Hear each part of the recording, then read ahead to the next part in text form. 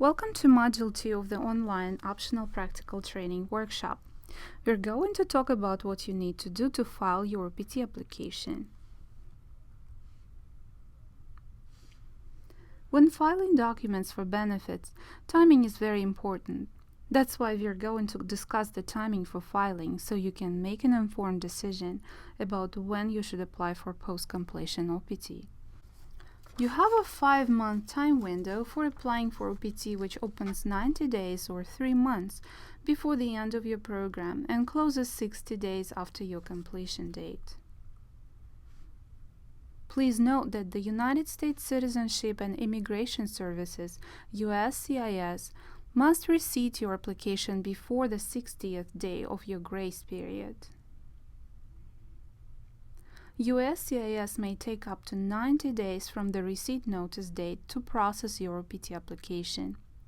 On average, USCIS takes 65 to 75 days from the mailing date to process and issue your employment authorization card. Office of International Programs and Services cannot expedite your application with USCIS. That's why it's important to apply early. Remember, you don't need a job to apply. Let's review your time limits by looking at the application timeline. This horizontal arrow represents time, and this vertical arrow marks your program completion date. Your application window includes 90 days before your program completion plus 60 days of grace period. When OIPS advisors issue you a new I-20 recommending you for an OPT, we shorten to your program on your I-20 to the completion date of your program.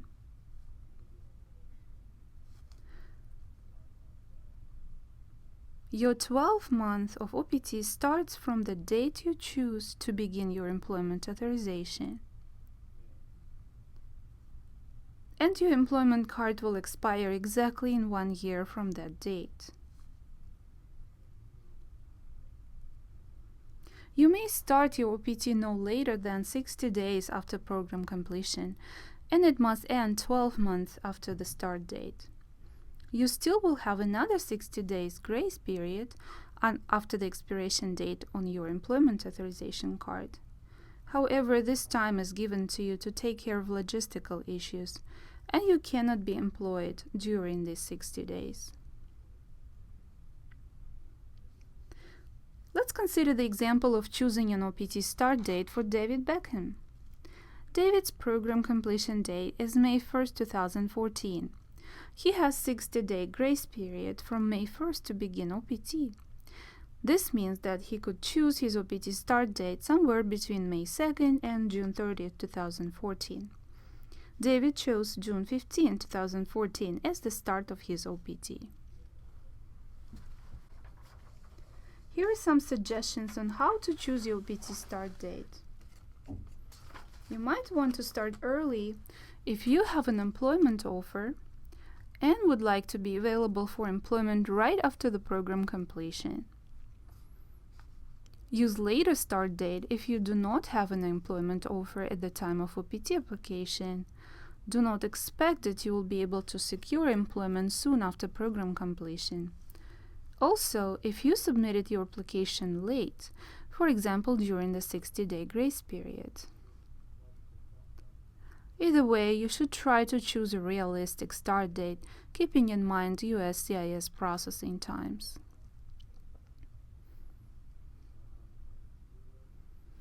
In addition to knowing how to choose your start date, you also need to know when you're allowed to start your employment.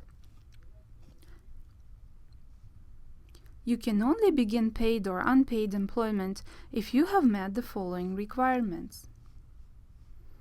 You have received your EAD card and the date of your authorized employment has begun. Remember, it is important to check the dates on your OPT card when it arrives in the mail to verify that they are correct, and to notice the start and end dates of your employment authorization. Let's consider the example of David's optional practical training authorization. The start date on his EAD card is June 15.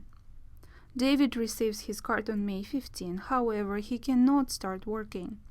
He must wait until June 16, even if he already found a job.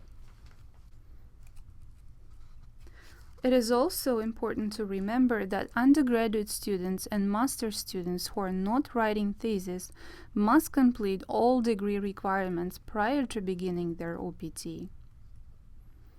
PhD and master's students who are writing a thesis or dissertation can start working as long as their only remaining requirement is the dissertation. However, students only registered for 998 or 798 must use pre-completion OPT work to work in the field of their study. Notify OIPS immediately if you're not going to complete your program as expected. Before we start exploring the Form I-765, Application for Employment Authorization, your first step would be to fill out the Academic Advisor Recommendation Form and drop it off at OIPS front desk for immigration processing. Keep in mind that during the busy times, due to the high volume of cases, you should allow 5 to 7 business days for OIPS to process an I-20 recommending OPT for you. You will be notified when to pick it up. Now let's explore what the I-765 Application for Employment Authorization form looks like and how to fill it out. The first checkbox for you to mark says that you are applying for permission to accept employment. Then you fill out your biographical information, including your name, your local address, your country of citizenship, your place of birth, your date of birth, gender, and marital status. Keep in mind that you should write your last name in all capital letters and your first name and the following answers, capitalizing only the first letter. Question number 3 asks you for your local U.S. address. You should use an address that will be stable for the next 120 days. You may use OIPS address if you wish. We will notify you to pick up your EAD card when it arrives in the mail. Keep in mind that the U.S. government will not forward government mail. If returned for a bad address, your card will be destroyed. Question number 10 asks for your I-94 number. This is a number on your I-94 card, arrival-departure form. This form used to be and sometimes is still given for all non-immigrants to fill out before their admission to the U.S. borders. I-94 processing is automated now, and you can retrieve the I-94 card number online at i94.cbp.dhs.gov/I94. Question number 11 asks if you have ever applied for employment authorization. If you have never applied to USCIS for any type of employment authorization that would provide a work card for you, check no. If you have, check yes, and go to continuation of item number 11 in the top right of Form I-765. Here you indicate which office you previously applied with, when you applied, and whether your employment authorization was granted or denied. At question number 12, you write in the date of your last entry into the United States. For that information, you would need to look at the arrival stamp in your passport. In question number 13, you indicate the place of last entry, usually the airport where your plane landed, if you arrived by air. You write F1 student as an answer to question number 14, asking for the manner of last entry, if you last entered the U.S. as an F1 student. And you put F1 student as your current immigration status in question number 15. In question number 16, asking for your eligibility category, you write C3B, which means that you're an F1 student asking for authorization for a post-completion optional practical training. Question number 17 is only completed by students who are applying for a 17-month extension to their current OPT, so you should ignore it for now. Now you must sign, write down your phone number, and date your completed Form I-765.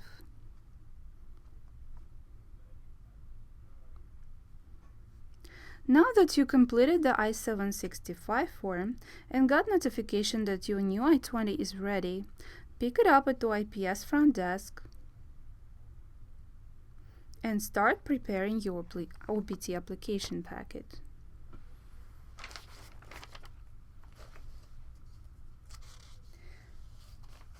Here is the sample of the third page of an I-20 with OPT recommendation. As you can see under the Student Employment Authorization, there is a notation of a full-time employment recommended for a specific duration from June 14, 2010 to June 13, 2011.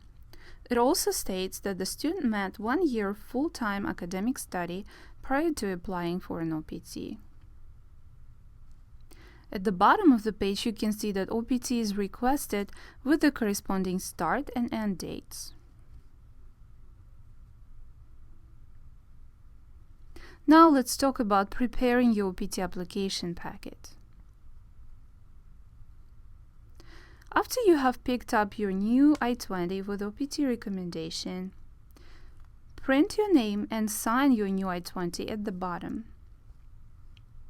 Review all information on the I-20 for accuracy, items number 4, 5, and 10 in particular. Make copies of the first and third pages of your new I-20. Make copies of all previously issued I-20s, including full-time CPT I-20s if you have those. Make copy of your passport's biographical page with your photograph and expiration date. Make copy of the US F1 visa and I-94 card if you have one. This is a white card and passport. Make sure it shows the admission stamp. Or you can print it from the website. If you have any previously issued employment authorization cards, make copies of those. Take 2 color passport-style photographs, paying close attention to requirements for photographs attached in your OPT packet. Write a check or money order payable to the U.S. Citizenship and Immigration Services in the amount of $380. Please review these guidelines for immigration photographs. All photos must be of only the applicant and must be identical. All photos must meet the specifications for full frontal passport photos and must be no more than 30 days old when an application is filed. Visit the Department of State website for more specific and most up-to-date passport photo requirements.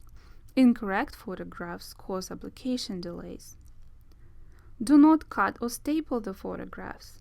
Print your full name, date of birth, and CVS ID number in pencil or light pen on the back of each photograph.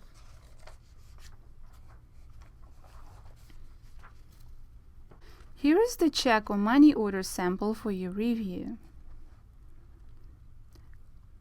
Since the fees for applications change, for the current filing fee for Form I-765, visit www.uscis.gov. This ends Part 2 of the online workshop for optional practical training. Please exit your screen and complete quiz number 2.